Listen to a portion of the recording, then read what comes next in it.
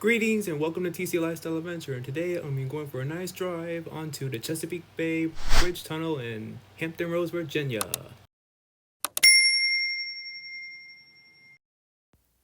Hampton Roads is a body of water in the United States that serves as a wide channel for the James, Nansemond, and Elizabeth rivers between Old Point Comfort and Sewell's Point near the Chesapeake Bay, flows into the Atlantic Ocean. It also gives its name to the surrounding metropolitan region located in southeastern Virginia and northeastern North Carolina portions of the Tidewater region. Comprising the Virginia Beach, Chesapeake, Norfolk, Virginia, North Carolina metropolitan area, an extended combined statistical area that includes the Elizabeth City, North Carolina, micropolitan statistical area, and Kill Devil Hills, North Carolina micropolitan statistical area. Hampton Roads is known for its large, ice-free harbor, shipyards, coal piers, and miles of waterfront property and beaches, all of which contributed to the diversity and stability of the region's economy. The body of water known as Hampton Roads is one of the world's largest natural harbors. It incorporates the mouths of the Elizabeth, Nansemond, and James rivers, together with several smaller rivers, and empties in the Chesapeake Bay near its mouth, leading to the Atlantic Ocean. The land area includes a collection of cities, counties, and towns on the Virginia Peninsula and in Southampton Roads. Some of the outlying areas further from the harbor may or may not be included as part of Hampton Roads, depending on the organization or usage. For example, as defined for federal economic purposes, the Hampton Roads Metropolitan Statistical Area includes 3 counties in northeastern North Carolina, and 2 counties in Virginia's Middle Peninsula. The Virginia Beach, Chesapeake, Norfolk, Virginia, North Carolina Metropolitan Statistical Area has an estimated 2023 population of 1,787,169, making it the 37th largest metropolitan area in the United States. The combined statistical area includes 2 additional counties in North Carolina, pushing the regional population to 1,866,723 residents, the 35th largest combined statistical area in the country. The area is home to hundreds of historical sites and attractions. The harbor was key to Hampton Roads' growth, both on land and in water-related activities and events. While the harbor and its tributaries were and still are important to transportation conduits, at the same time they presented obstacles to land-based commerce and travel. Creating and maintaining adequate infrastructure has been a major challenge. The Hampton Roads Bridge Tunnel and the modern Merrimack Memorial Bridge Tunnel are major harbor crossings of the Hampton Roads Beltway Interstate, which links the large population centers of Hampton Roads. In 2009, the Hampton Roads Transportation Authority was abolished by the Virginia General Assembly less than 2 years after its creation. In 2014, the Hampton Roads Transportation Accountability Commission was established to oversee the Hampton Roads Transportation Fund. Alright, let me switch topics. The term Hampton Roads is a centuries-old designation that originated when the region was a struggling English outpost nearly 400 years ago. The word Hampton honors one of the founders of Virginia Company of London and a great supporter of the colonization of Virginia, Henry Wriothesley, the 3rd Earl of Southampton. The early administrative center of the new colony was known as Elizabeth City, named for Princess Elizabeth, the daughter of King James I, and formally designated by the Virginia Company in 1619. The town at the center of Elizabeth City became known as Hampton, and the nearby waterway was established Hampton Creek, also known as Hampton River. The metropolitan area and water area is in the Tidewater region, a low-lying plains region composed of southeastern portions of Virginia and northeastern portions of North Carolina. The water area known as Hampton Roads is a wide channel through which the waters of the James River, Nansemond River, and Elizabeth River pass into the Chesapeake Bay into the Atlantic Ocean. Norfolk and Hampton Roads are one of the most worst-hit ports of the U.S. by the effects of global warming. In 2016, the region is a few decades ahead in feeling the effects of sea level rise compared to many American coastal areas. The geology and topography of the Hampton Roads region is influenced by the Chesapeake Bay Impact Crater, one of 3 factors contributing to the sinking of Hampton Roads at a rate of between 15 and 23 centimeters per century. Alright, for those who are wondering, I am departing Portsmouth, entering the downtown tunnel, and when I come back up, I'll be back in the city limits of Norfolk, and then I'm going to turn right towards Virginia Beach. Let me just cross this bridge real fast, and here's the right turn. Yeah, it was definitely nice out there. It was also pretty humid, and also my air conditioning was not working, so I had to roll down the window and feel that wind. Ah, well, at least it was something, because I definitely needed a breeze. I am definitely not exaggerating when I keep saying I love the cold weather. You see what I'm saying? Because when the temperature rises, oh, am I gonna sweat?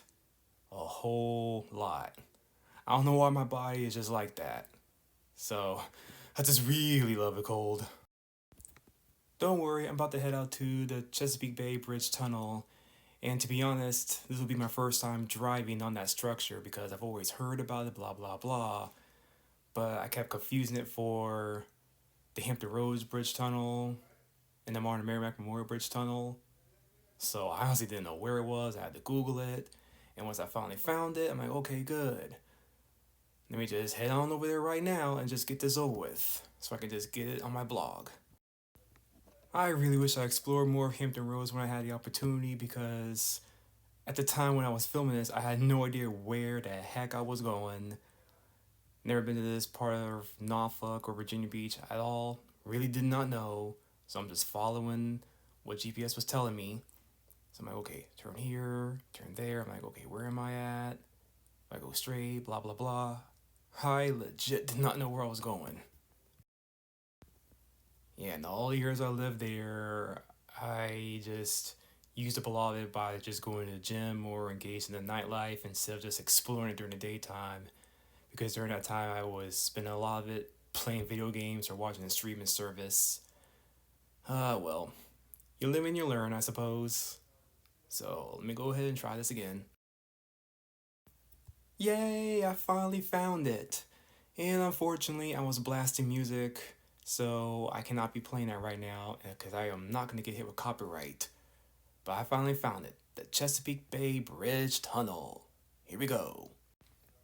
Officially, the Lucius J. Kellum Jr. Bridge Tunnel is 17.6 miles and it crosses the mouth of the Chesapeake Bay between Delmarva and Hampton Roads. It opened in 1964 and replaced the ferries that have been operated since the 1930s. A major project to dualize this bridge was completed in 1999, and in 2017, a similar project was started to dualize one of its tunnels.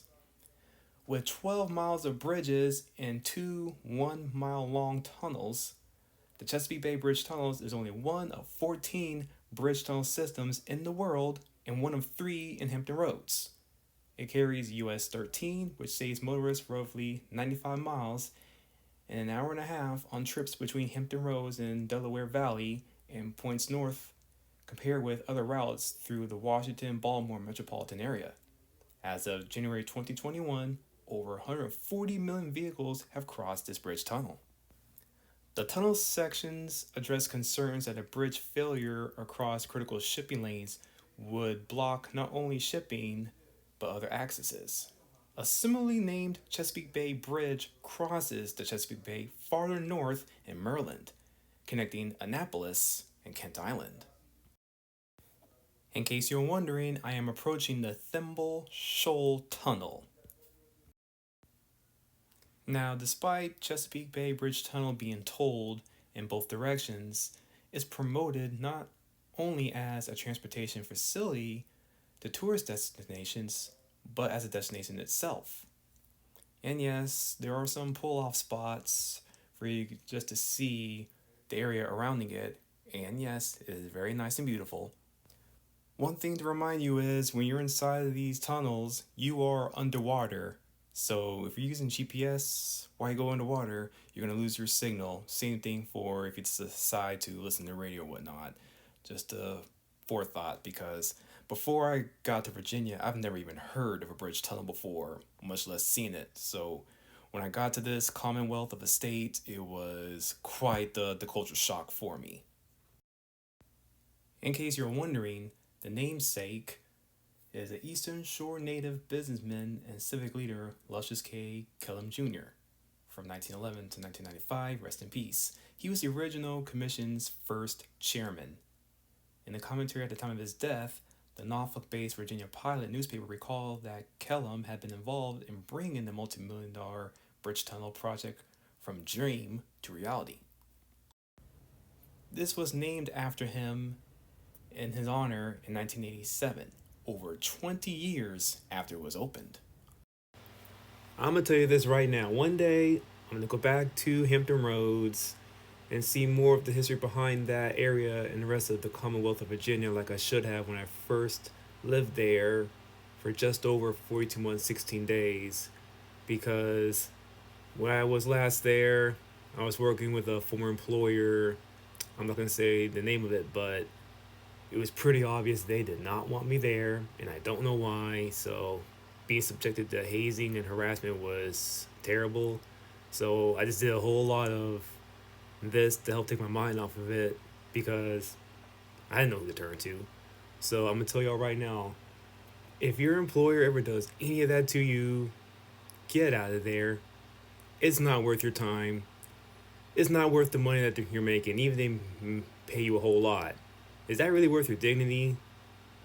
Because knowing there's going to be like, and that feeling whenever you just get dressed, or if that employer has a specific dress code that they want you to adhere to. Also, at the time of this, I had a feeling that I wanted to be a content creator, but I couldn't really specify what my niche was. Because after making this video, me driving through this tunnel, I hadn't discovered hiking yet, unfortunately. I really wish I started hiking a lot sooner, but I wasn't really sure what I wanted to do, like, when it comes to hobbies and things of that nature, because I spent way too much time watching television and anime, reading manga, and playing a whole lot of video games, ranging from Pokemon, Legend of Zelda, to Dragon Ball. Now, while I don't regret doing any of that, there's other stuff I could have been doing, but I just wasn't aware of it. But well, to each his own, right? I mean, unfortunately, everyone that I knew in that area, all they wanted to do was just consume alcohol and look at whatever's on the screen. I mean, all day, all night, even on the weekends when you're not on work. That's all you want to do? I didn't want to do any of that. I wanted to get up and get out, but I honestly did not know what to do because, yes, I would often look up various events like Eventbrite, whatnot, but a lot of the events didn't really appeal to me because it was all similar, just like bar hopping, or I'm like, come on, I don't want to do any of that. I need to do something. So I will say this, hiking along with Comic-Con were both my saving graces because once I explored both of those hobbies, I quickly fell into it. Because with hiking, I hiked a whole bunch of trails, paved or unpaved, through concrete, trees, alongside various bodies of water, on the hills, on mountains, whether it be through the Pacific Northwest, the Southwest in the desert, the Southeast in the tropical climate. I haven't done the Northeast yet, or the Midwest yet, but they're already on my list. Cannot wait to check any of those out. Before I forget, the world of Comic-Con is something else. I mean, ranging from smaller ones that are sponsored by libraries, because the Clearwater Library Comic-Con was the smallest one I attended so far. There's even bigger ones that are at auditoriums / wedding venues. And from what I noticed, a lot of novices or amateurs go to those, whether it's at wedding venues or with at libraries. A lot of the more intermediate or experienced cosplayers, they go to ones that are held at the convention center as well as at a hotel, whether it be at a conference room or the ballroom. If it's a hotel or a convention center, that's where the mainstream ones go. For wedding venues and libraries, those are smaller ones. Those typically do not have covers, or even those that are outdoors. But hey man, each different types of Comic-Con has its own scope in theme and whatnot. There's just so much to explore, and I've already got my foot in the water with this, or at least dipped my toe in it, because I'm willing to bet there's a whole lot more to this I have not explored yet, so I cannot wait to see it. I mean, just the Comic Con itself, you're doing a lot of standing, a lot of walking. You gotta walk from wherever you parked over to the building where the event's located. If it's not on the same property where you parked, there may be a cover. If you have bags or props, you have to get those looked at because you cannot have weapons or anything like that. And they are frowned upon when it comes to outside food, so be on the lookout for that. And depending on the costume that you have or what type of venue you go to, some of the contests you would have participated in that, they kind of look down upon those that are just bought at a store. They try to encourage you, hey, build it yourself when it comes to craftsmen. Either you build it yourself or you pay someone else to do it, which is called a commission. I can go on and on about this in another video, or plenty of other videos, because there's so much for me to talk about when it comes to that subject, so stand by for that. Okay, so it seems like I already reached the end of the Chesapeake Bay Bridge Tunnel. I should have got a recording of that, but I just stopped and looked. I pulled off and I stopped, and where I saw a sign that said I was standing at the mouth of the Chesapeake Bay, the largest estuary in North America.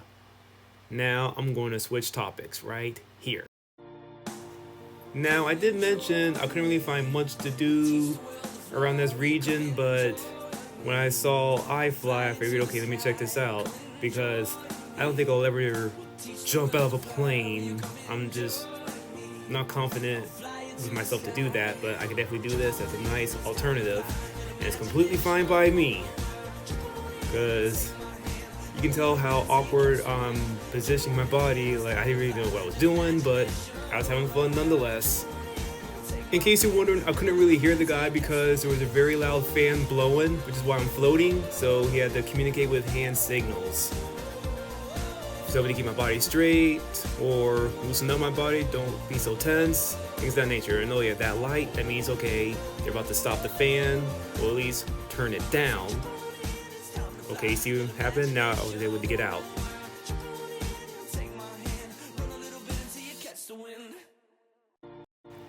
No, this is not the same one. This is, in fact, another video where I'm gonna be flying up on that little tube above us. But see, very loud fan. They turn up the volume, so I'm floating just a little bit higher. And watch what happens. He's gonna have to just lean forward and just go with the wind. That's how I'm able not to be able to walk right now. You'll see what happens right about here. He's gonna grab me and then jump. And then the wind's gonna take both of us up and then come all the way back down.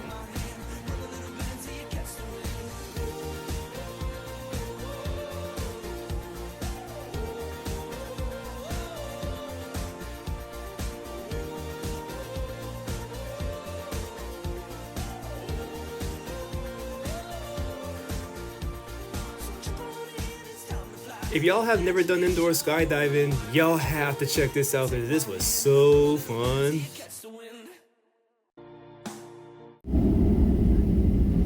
Alrighty, if you are still here and haven't clicked away, thanks so much for sticking by me through this video. As you can see, I'm about to go take off to another destination, and you're probably wondering, where am I going? Well, if I tell you now, then it's going to spoil the next video.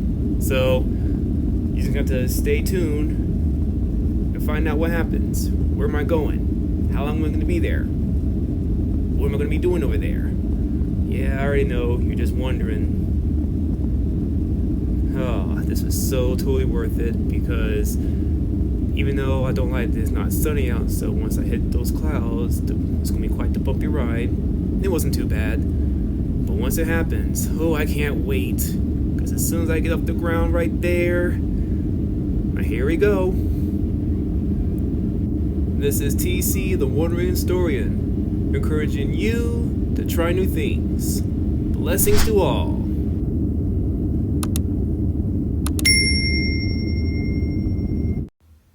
Before I continue, if there's something about this video that you felt like I should have highlighted or mentioned, Or if you have any questions, concerns, gripes, or complaints, let me know in the comment below. And now, back to the video.